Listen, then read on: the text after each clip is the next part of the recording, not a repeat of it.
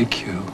Laura Weber Spencer is my lawfully wedded, unbelievably wonderful wife. To love, honor, and cherish. Because I thank heaven every day for your love, for your patience, for your courage. Through all the danger that I've put you in, all the unfulfilled dreams, I pledge to you that our lives begin again today. I will get Frank Smith out of our lives. And from this day onward, there'll be nothing but peace, tranquility, and the continuity that you deserve. I swear.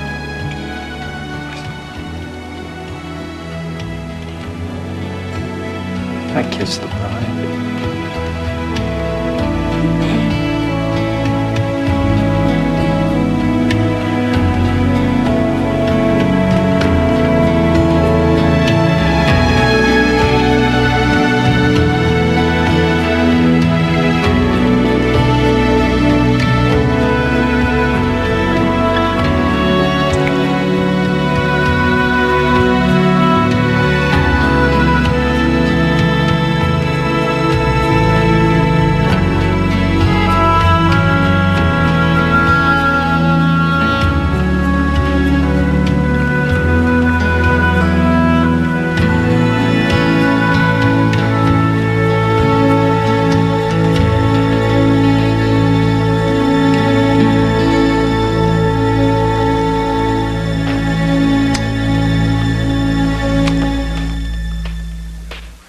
Stay dead. He's got more lives than 10 cats. You're gonna lay off Spencer.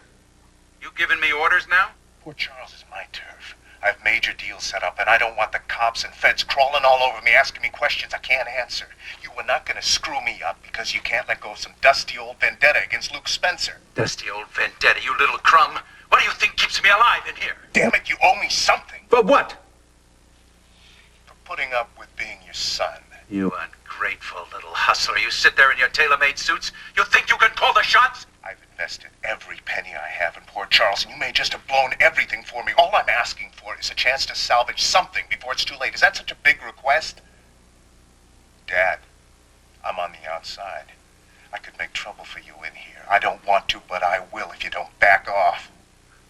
Brave talk, kid. I like it. You got guts. Look, I don't have a grudge against you. Okay, if it means so much to you, I'll give Spencer a little breathing room. Huh? You do your business. Thank you.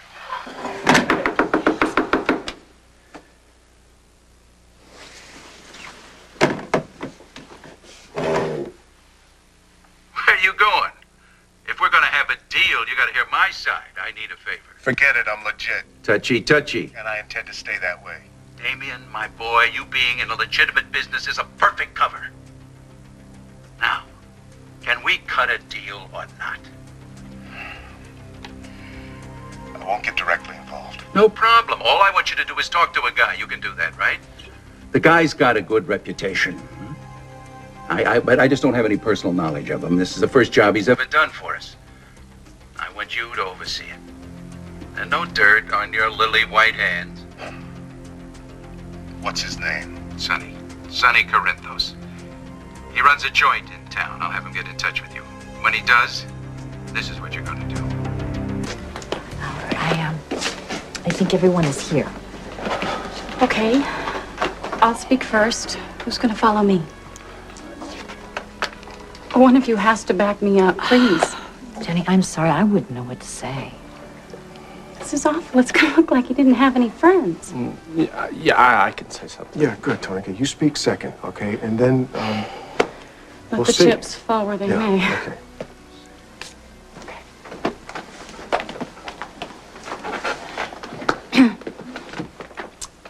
I would like to start by thanking you all for coming.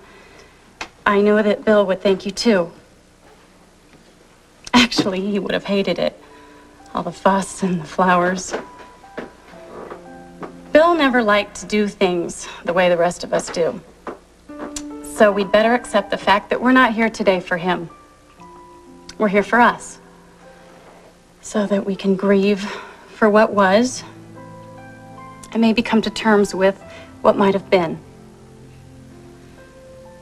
My brother and I were profoundly different people. He didn't believe in having regrets.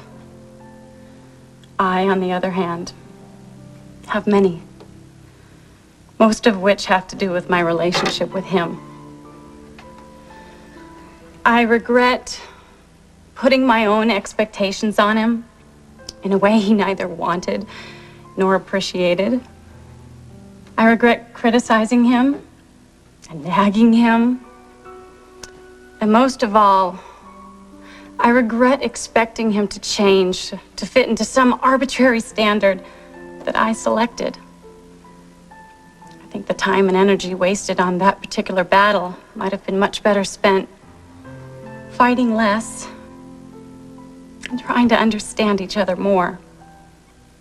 And again, Bill always loved a good fight, and I believe that he loved me for being a worthy opponent. I know that I loved him and that I miss him already. I would give anything to have one more knockdown, drag-out fight with my brother. And maybe this time I'd let him win.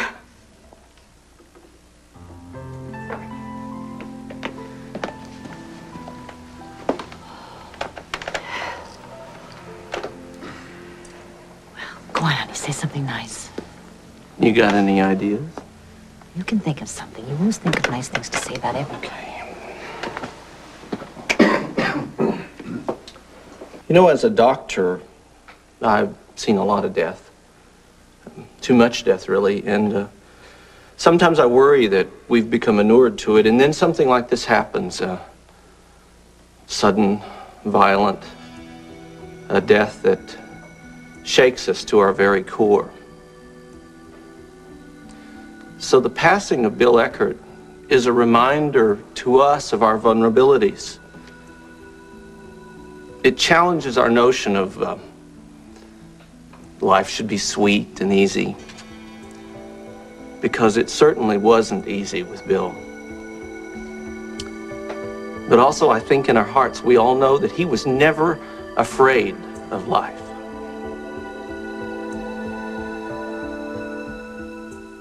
Many of us remember Bill Eckert. I think we'll remember a man who thought he understood the value of the good things in life. For him, that was fine art, the best wine, a beautiful woman, and his desires to make those things his own. But somehow, when he attained them, he didn't feel fulfilled in his expectations. And I'm truly sorry that he never appreciated what he had, because when I look around this room, I see that Bill had a lot more than he ever realized. But you know something? So did we. For when Port Charles itself was in danger, some of you will remember a few years back from the cartel, it was through Bill's actions that many lives were saved. Some of those lives in this very room. So I think that we owe Bill a lot more than we all realize. Now, if anyone else wants to share.